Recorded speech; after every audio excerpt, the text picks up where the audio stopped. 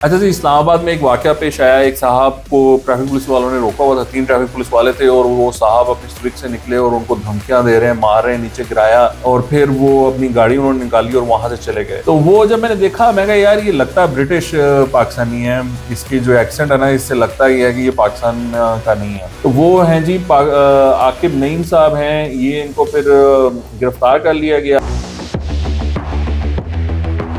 I think गिरफ्तारी के दौरान भी इनकी जरा पिटाई लगाई गई है और इनका सॉफ्टवेयर अपडेट करने की कोशिश की गई है। अब इनको 14 दिन के रिमांड पर पुलिस के हवाले कर दिया गया है। 14 दिन के रिमांड में इनके साथ काफी बुरी होगी, ये मैं आपको बता सकता हूँ। इनको हल्का फुल्का जो है ना, वो हल्की फुल्की मौसीकी इनके साथ चलती रहेगी और इनका जो आकिब नईम साहब की जो आकड़ है वो निकाल दी जाएगी और ये बड़े अच्छे पाकिस्तानी शहरी बन जाएंगे। उसके बाद if he is a British citizen, तो फिर तो ये मसला होगा कि ब्रिटिश एम्बेसी जरूर इन्वॉल्व होगी और वो एक्सेस मांगेंगे इस तक और फिर इसकी जमानत भी हो ही जाएगी इवेंचुअली।